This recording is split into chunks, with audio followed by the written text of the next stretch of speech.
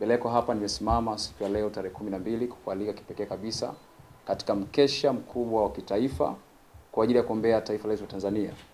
Na mkesha huu utafanyika hapa Ubungo Plaza siku hii ya Ijumaa tarehe 14 kuanzia saa 2 kamili usiku. Na tumeweza kualika watumishi wakubwa wa Mungu mahali hapa, makanisa yote mnakaribishwa. Lakini zaidi sana watu wa dini yoyote, uwe ni Muislamu, Mhindu, mtu yeyote unakaribishwa sana kwa sababu sisi ni Watanzania.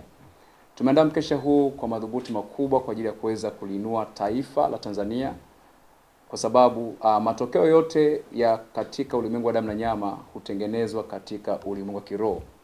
Biblia inasema kitabu cha Ibrania 11:3 ya kwamba kwa imani tufahamu ulimwengu uliumbwa kwa neno la Mungu, hata mambo yanayoonekana hayakufanywa na vitu vilivyo dhahiri.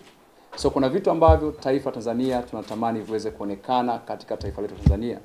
Lakini mambo hayo hayawezi kutokea kama hayatengenezwa katika ulimwengu kiroho. So maombi ni platform kubwa sana katika ulimwengu huu wa kuweza kutengeneza matokeo ambayo sisi tunayatamani kuyaona katika taifa la Tanzania.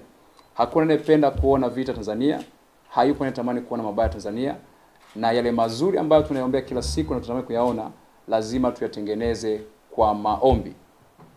Mkristo ama mtu yeyote anapokusanyika kuomba anaingia katika ulimwengu kutengeneza matokeo. Lakini watu wengi wasipoweza kukusanyika na kuomba, ni rahisi sana kukaa katika ulimwengu wa kupokea matokeo. Kumbuka, kupokea matokeo yanaweza kuwa ni mabaya au mazuri, lakini tukusanyike kuomba kwa pamoja, Mungu anaweza kutusikia na kuweza kutengeneza Tanzania ambayo tunaitamani katika maisha yetu.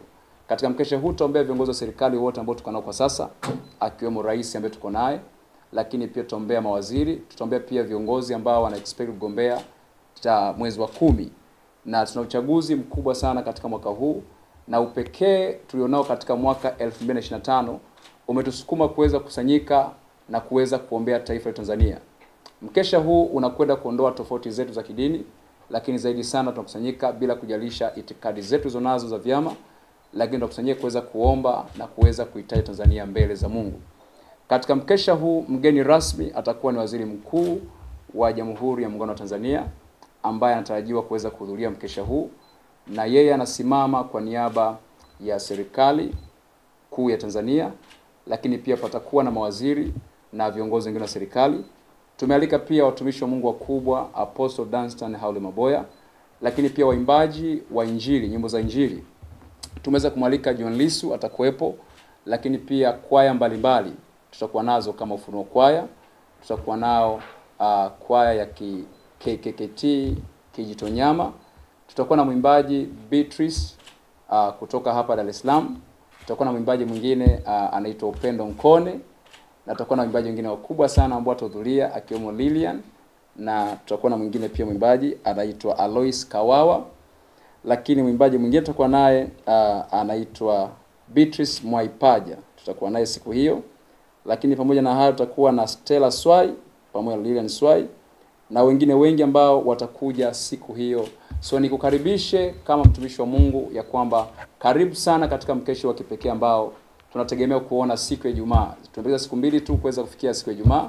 So unaposikia tangazo hili, mjulishe na mwenzako aweze kuhudhuria katika mkesha huu. Utaanza mapema saa 2 kamili, tutamsifu Mungu na kumbia Bwana, lakini baada hapo utaweza kusikia nabii mbalimbali za Tanzania ambazo Mungu anakwenda kuzitoa siku hiyo. Tutakuwa na maombi maalum kuombea nchi ya Tanzania, na watu wengine wote tutaweza kuombea ikiwezekana kutoa nabii wa mtu mmoja mmoja siku hiyo.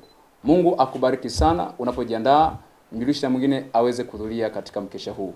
Shalom shalom. La kwanza, katika kama kiongozi wa kiroho kuna mambo ambayo tunayaona sio tu kwa macho damu na nyama, lakini kupitia nabii mbalimbali. Mimi mwenyewe nimekuwa mmoja wa watumishi ambao wamekuwa naona mambo mengi Tanzania, na tunatoa nabii yanatokea. Kwa kuliko kuendelea kutabiri mambo yanatokea mabaya, ni bora tuweze kusimama kuomba ili kwamba mambo mabaya sitokee, mazuri yaweze kutokea. Siwezi nikasema kwa upana mkubwa kwamba vitu gani tunaviona Tanzania kwa sababu mimi sio mwanasiasa, lakini kazi ya mchungaji ni kuweza kuhakikisha kwamba matokeo mazuri ambayo watu wanatazamia katika taifa la Tanzania yanaweza kutokea. Yapi hayo mambo? Watanzania wanaweza kuwa nayafahamu, lakini sisi kazi yetu ni kuondoa mabaya ambayo yameonekana, kwa mfano mauti kwa viongozi wa serikali ambao manabii zaidi ya wengi wamekuwa naona.